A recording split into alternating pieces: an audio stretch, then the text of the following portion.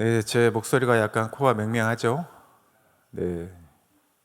저희 큰딸이 저를 얼마나 사랑하는지 자기 걸린 감기를 저한테 옮겼습니다. 다행히 뭐큰 기침 없고 어제 또 따뜻한 물 잘 마시고 또 외부 활동 최대한 자제하고 했더니 그래도 이렇게 강단에 서서 약간 코가 맹맹해도 말씀을 전할 수 있는 몸 상태가 되는 것 같습니다. 몸이 아주 힘들거나 어렵지는 않은데요. 약간 목이 간질간질하고 기침이 그렇습니다.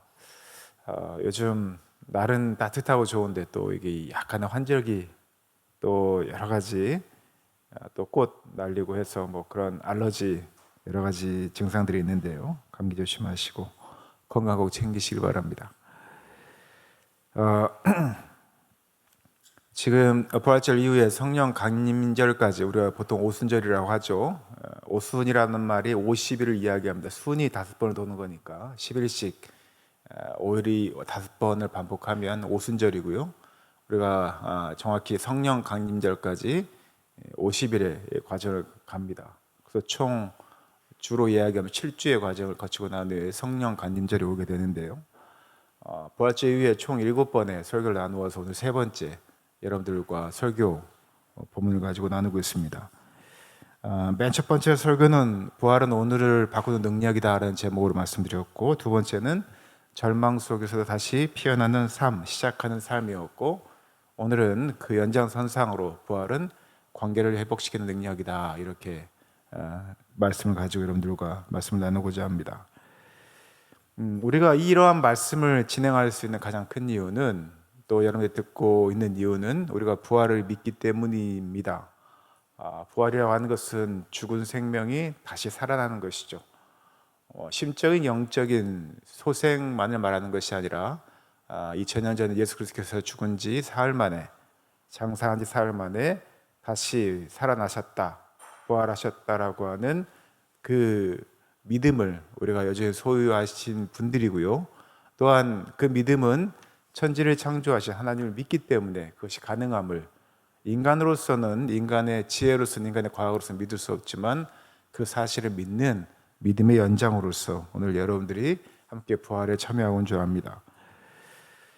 그런데 이 부활은 단지 우리가 역사적 사실을 믿느냐 안 믿느냐라는 것은 물론 1차적으로 중요한 사실이긴 하지만, 우리가 그 사실을 믿는다고 하더라도 그 부활이 우리에게 아무 의미가 없다면 그것은 다시 부활이 전적으로 우리에게 끼칠 영향이 없게 되죠.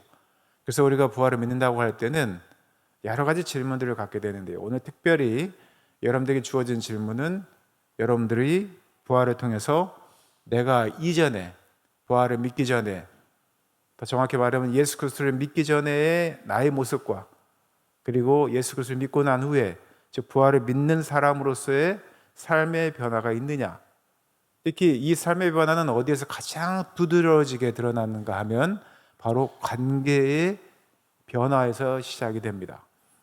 이전에는 내가 욕심, 욕구, 이기적인 마음으로 사람과의 관계를 형성했다고 한다면 그러한 관계들이 나뿐만 아니라 특히 나와 가까운 사람들, 또한 나 이웃들에게 상처를 준다는 것, 즉 그것은 결국에는 관계의 파괴로 이어진다는 것을 너무나 잘 알고 있습니다. 그리고 나의 이익이 된다면 우리가 관계를 회복할 만한 이유가 없는 것이죠. 철저하게 나 중심, 자기 중심, 이기적인 삶을 살아가기 때문에 그렇습니다. 그러나 예수 그리스도께서 자기 부정, 우리가 케노시스라고 하는데요, 케노시스는 자기 비움이라는 겁니다. 자기 비움이라고 하는 것은 예수 그리스도께서 하나님과 동등 되신 분이었지만 그 자리에 있지 않고 인간의 몸을 입고 오셔서 스스로의 한계를 가지고 이 세상에 오신 겁니다. 자기 비움이라고 하는 것은 자기 부정이라고 할 수 있는데, 자기 부정이라고 하는 것은 내가 신이니, 내가 하늘에 있는 존재이니 나를 그런 존재로 봐달라는 것이 아니라 인간의 세계에 오셔서 우리가 똑같은 육체의 몸을 입으시고 희노애락을 다 경험하시고 우리와 함께 하시며 모든 과정을 함께 하시다가 십자가의 고통을 몸소 겪으시고 우리를 대신하여 죽으셨다라는 가장 낮은 자리, 인간의 자리까지 오시는 그 자기의 비움으로 당신의 사랑을 우리에게 확증하셨다는 것이 케노시스입니다. 자기를 비우셨다는 것이죠. 그러한 존재가, 그러한 예수 그리스도께서 부활하심으로 그가 어떠한 존재였는지를 우리가 알게 되는 것이죠. 그렇다면 우리가 부활을 믿는다고 하는 것은 내가 이제는 죄로 인하여서 죽을 수밖에 없는 존재였지만 이제 부활하신 예수 그리스도를 통해서 내가 죄의 사함을 받고 부활을 믿는 사람, 결국에는 종말에는 나도 부활자로서 삶을 살 수 있다라고 하는 그런 믿음의 증인들이 되었다는 것이 바로 우리들의 신앙 고백입니다. 그렇다고 한다면 예수 그리스도를 믿기 전후, 부활을 믿기 전후는 분명히 달라져야 하죠. 특히 우리 관계에서 가장 많이 파괴되어지는 이 관계에서 우리는 그 관계의 회복이 너무나 중요하다는 겁니다. 그래서 우리가 부활을 믿는 사람이라고 이야기할 때 이런 질문이 가능해지는 것이죠. 부활이 여러분들의 관계를 바꾸었느냐는 거예요. 부활은 단순히 죽음을 이긴 사건이 아니라고 말씀드렸습니다. 죽음이라는 것은 사망, 감정적으로 이야기하면 절망, 무너짐, 또 환경적으로 흑암, 아무것도 어떤 할 수 없는 그런 상황들이 있지 않습니까? 하나님, 왜 나한테 이런 일이 벌어졌습니까? 라고 하는 질문들을 우리는 끊임없이 하지 않습니까? 왜 그런 질문을 하죠? 너무 힘드니까, 절망적이니까, 죽을 것 같으니까, 실제로 죽기도 하니까. 그래서 우리가 이 사건들이 회복되어지길 바랍니다. 전향적으로 바뀌어지길 바라죠. 우리는 그것을 새로운 환경의 변화 또는 부활이라고 표현을 하기도 합니다. 회복되어지다고 얘기를 하죠. 그러나 이것은 단지 부활은 죽음을 이기는 사건이 아니라 우리 일상에서 깨어진 것을 다시 살리는 능력이 부활입니다. 특별히 오늘 본문은 관계의 부활을 잘 보여주고 있는데요. 이 오늘 본문에 등장하는 가장 대표적인 인물이 예수님의 수제자였던 베드로입니다. 베드로는 모든 관계가 무너졌죠. 자기의 직업까지도 다 버리고 예수님을 3년 동안 쫓아내는데 예수 그리스도께서 십자가에서 아무 능력 없이 죽으신 것 같습니다. 저 멀리서 예수 그리스도께서 부활하셨다는 소식을 듣는 것 같은데 그 말을 믿을 수가 없어요. 인간적으로 믿을 수가 없죠. 그리고 요한복음 21장은 참 묘한 분위기로 흘러가고 있는데요. 베드로는 예수 그리스도께서 십자가에 죽으셨다고 생각하고 모든 것을 포기하고 그동안 예수님과의 있었던 끈끈한 관계까지도 전부 다 절망으로 치환한 후에 다시 자신의 고향이었던 갈릴리로 돌아가서 어부의 생활을 합니다. 물고기를 잡습니다. 이 장면이 의미하는 것은 아주 단순하죠. 다시 옛 삶으로 돌아갔다는 겁니다. 내가 하나님을 믿지 못하고 예수 그리스도가 하셨던, 죽기 전에 하셨던 그 말씀을 온전히 믿지 못하고 깨진 관계 안에서 다시 옛 삶으로 돌아가게 된 것이죠. 특별히 베드로는 더 절망스러웠을 거예요. 자기 자신에 대해서 얼마나 스스로 개탄했는지 모릅니다. 한번 볼까요? 베드로가 했었던 행위가 뭡니까? 예수님이 십자가에 돌아가시기 전에 그 재판정에서 베드로는 특별히 성경에 등장하는 아주 나쁜 짓을 했죠. 절대 자기는 예수 그리스도를 부인하지 않을 거다라고 호언장담했던 베드로가 그 작은 아이의 질문에 자기의 목숨이 두려워서 예수님을 다 울기 전에 3번 부인을 합니다. 사실 베드로는 굉장히 양심적인 사람이에요. 어떻게 보면 자신이 부인했던 것에 대해서 어떤 정당성을 부여하지 않고 몹시 괴로워하고 그리고 다시 갈릴리로 가서 생업으로 돌아갑니다. 그러나 그때 그 마음에 어떤 마음이 들었을까요? 나는 모든 게 끝났다. 이젠 조용히 갈릴리 바다에 가서 아무도 모르게 예수의 제자였던 것을 아무도 모르고 숨기는 상태로 나는 그냥 물고기나 잡고 평생을 살아야겠다라고 스스로 다짐했을지 모릅니다. 나는 끝났다. 나는 더 이상 어떤 자격도 없다. 나는 예수의 제자라고 할 수가 없다라고 스스로를 평가했을지 모릅니다. 사람이 관계가 무너지면 자기 평가를 먼저 합니다. 나는 왜 이런 존재밖에 되지 못할까? 사람이 관계가 무너지면 첫 번째 삶이 무너집니다. 저도 수없이 경험하고요. 여러분들도 그 경험을 할 거예요. 특히 사랑하는 대상과의 관계가 깨지면 사람은 자신을 포기하게 되죠. 동굴로 들어가기도 하고 또 자기에게 자기 파괴적인 삶들을 살아가게 되고 자기 학대도 합니다. 저는 현재 베드로가 그러한 상태였을 거라고 봅니다. 자기가 너무나 사랑하고 존경하고 충성했던 예수 그리스도의 십자가에서 죽으실 때 자기는 함께 죽겠노라고 하지 못하고 예수 그리스도를 정면에서 부인했던 자기 자신을 돌아보며 그는 분명 자신을 포기하는, 더 이상 어떤 삶의 의욕도 갖지 않는 그런 베드로의 모습, 그게 바로 현재 요한복음 21장에 나오는 베드로의 상태라고 할 수 있습니다. 그런데 놀라운 장면이 펼쳐지죠. 지난주에 제자들이 모여있는 방에 예수 그리스도께서 찾아오셔서 평강을 주신 것처럼 베드로에게도 동일하게 예수님께서 찾아오십니다. 부활하신 예수님이 베드로를 찾아오신 겁니다. 이 장면을 잘 보십시오. 지난주와 다를 바가 없지 않습니까? 그들이 준비되어져서 예수님께 찾아오신 건가요? 그들이 문을 잠그고 지난주에 방 안에 있었던 것은, 집 안에 있었던 것은 그들이 예수 그리스도를 기다렸던 것이 아니라 내가 예수 그리스도를 따랐던 제자였기 때문에, 따르는 추종자였기 때문에 혹시나 누군가가 나를 잡으러 오지 않을까 하는 두려움 때문에 그 안에 문을 잠그고 있었던 것이죠. 그리고 그 안에 예수님께 찾아오셨습니다. 그리고 그들에게 평강을 먼저 전하셨죠. 베드로에게도 마찬가지입니다. 베드로가 회복되어진 모습이 아닙니다.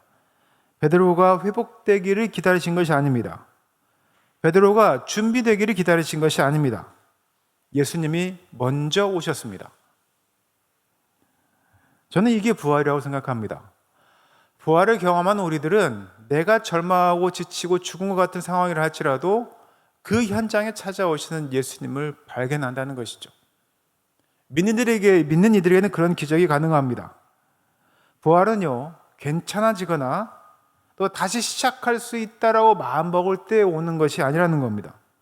부활은 아직 괜찮지 않지만 여전히 내가 관계가 여전히 깨져 있고 실망하고 힘든 상황이지만 예수 그리스도께서 우리에게 이렇게 얘기하는 것이죠. 그래도 내가 너에게 먼저 가겠다. 성경에서 그런 모습들을 누누이 보여주고 계십니다. 지난주에도 말씀드렸고 오늘은 당신의 수제자, 당신이 배신했던 수제자 베드로에게 찾아가실 때 그러한 모습으로 예수님께서 먼저, 부활하신 예수님께서 찾아가셨습니다. 우리는 보통 이렇게 많이 생각을 하죠. 관계라는 것, 상대가 먼저 사과해야지 내가 관계를 회복하지. 왜냐하면 보통 관계가 깨지면 사람들은 자기중심적으로 생각을 하잖아요. 상대의 잘못을 먼저 찾고요, 상대를 원망하고 상대가 바뀌어야지 내가 그래도 너그러운 마음으로, 너른 마음으로 너를 용서하겠다, 사과하겠다, 서로 관계를 회복하겠다, 아니면 시간이 어느 정도 지나면 풀리겠지라고 하는 그런 나이브한, 아니한 생각을 하게 됩니다. 그리고 또 가장 많이 하는 거, 지금 불편하니까 당장 피하고 보자 라는 생각을 합니다. 목사인 저도 그런 경우가 참 많습니다. 왜냐하면 불편해지면 만나는 게 껄끄하기 때문입니다. 어떤 말을 해야 될지, 그 어떤 말에 대해서 그가 어떻게 반응할지를 예측할 수 없기 때문에 그런 상황에 놓이는 걸 싫어하게 되죠. 그러다 차일피일 미루다 보면 어느새 그 관계가 점점 멀어집니다. 그러나 부활은 다릅니다. 부활은 예수 그리스도께서 베드로를 먼저 찾아간 것처럼 부활은 먼저 다가가는 용기인 것이죠. 저는 이 본문 말씀을 준비하면서 이 말씀이 굉장히 와닿았습니다. 제가 이 본문을 쓰면서 이래야 된다고 생각을 하지만 내 입술로 고백하고 또 성도들에게 요구할 수 있을까라는 생각이 들었습니다. 왜냐하면 이 용기가 보통 용기가 아니기 때문이죠. 쉽지 않은 겁니다. 그리고 예수님께서 베드로에게 3번을 묻죠. 뭐라고 묻습니까? 너가 나를 사랑하느냐? 너가 나를 사랑하느냐? 저는 이 질문에 베드로를 무너뜨리기 위한 질문이라고 생각하지 않습니다. 이 질문은 베드로를 다시 일으키기 위한 질문입니다. 베드로에게 너 나 사랑했는데 너 나 배신할 수 있어, 이런 책망을 위한 질문이 아니시지 않습니까? 예수님께서 하시는 이 질문은, 너가 나를 사랑하느냐? 라는 이 질문은 베드로를 다시 일으켜 세우는 질문입니다. 왜 3번일까 생각해 보니까 베드로가 3번 부인을 했잖아요. 그래서 다시 한번 이렇게 가게 시키는 겁니다. 그러나 이것은 그의 실패를 들춰내시려고 하는 그런 의도라기보다는 그 실패를 돕고 회복시키려고 하는, 그런 하나님의 예수 그리스도의 사랑이라고 볼 수 있습니다. 그래서 우리는 이 본문의 말씀을 가지고 다시 우리의 삶으로 유추해 보면 예수님께서는 우리가 실수하고 죄짓고 절망하고 무너지고 심지어 예수님을 부인했다 할지라도 예수님은 우리에게 너 왜 그랬어? 라고 질문하지 않으시고 오히려 이렇게 물으신다는 거죠. 그래도 나를 사랑하느냐? 라고 묻는다는 거예요. 여러분들이 그런 질문을 한다는 겁니다. 그래도 여전히 나를 사랑하지? 너 왜 그랬어? 널 지옥불에 유황불에 떨어뜨릴 거야. 이러한 심판의 말을 하는 것이 아니라 오히려 왜 그랬냐가 아니라 그래도 나를 사랑하느냐? 너가 정말 나를 사랑하느냐?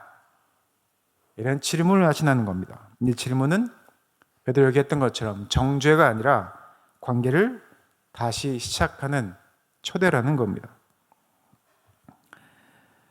우리가 보통 관계를 감정적으로 판단하는 경우들이 많습니다. 근데 감정이라는 것은 인간에게 되게 유약한 그런 감정이죠. 이 감정에 한번 빠지게 되면 우리는 일희일비를 많이 합니다. 조변석계 한다고 아침의 생각과 저녁의 생각이 다르죠. 아침에는 용서할 수 있을 것 같은데 밤이 되면 분노가 침입니다.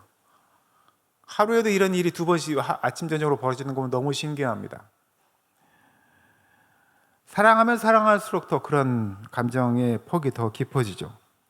그래서 우리는 관계를 감정으로 판단하는 경우들이 많습니다. 마음이 안 간다, 뭐 상처받았다, 이제 보기 싫다, 이런 건 다 감정적 표현 아닙니까? 그래서 관계를 끊죠. 내가 기분이 너무 안 좋고 미칠 것 같고 분노가 생기기 때문에 관계를 끊습니다. 그리고 말씀드린 것처럼 감정은 언제든지 변합니다. 그러나 관계는요, 감정 위에 세워지면 매우 불안합니다. 우리는 이미 너무 많이 경험하고 있지 않습니까? 그래서 그리스도인의 관계는, 특히 부활을 믿는 그리스도인들의 관계는요, 결단 위에 세워지는 것이죠. 제가 말씀드리지 않았습니까? 우리가 관계를, 특히 부활은 관계의 회복을 우선하는데 이 부활은 먼저 다가가는 용기라고 말씀드렸죠. 그 용기라고 하는 것은 내가 결단하는 겁니다. 그렇게 하기로 작정하는 것이죠. 다시 말해서 부활을 믿는 자들은 깨진 관계를 회복하기 위해서 그것을 감정 위에 세워지는 것이 아니라 결단 위에 세우는 겁니다. 예수님께서도 마찬가지죠. 인간적으로 감정으로만 보면 베드로를 외면하실 수 있습니다. 야, 내가 3년 반 동안 너에게 얼마나 하나님 나라 이야기가 무엇인지 내가 그 비밀들을 알려주고 또한 내가 먹이고 재우고 살리고 이 많은 일을 했는데 어떻게 나를 배신할 수 있어? 라고 베드로를 충분히 외면하실 수 있으셨죠. 야, 너가 나를 이렇게 외면했는데 너가 무슨 내 제자야? 무슨 수제자? 택도 없는 소리 하지 마. 이렇게 얘기할 수 있습니다.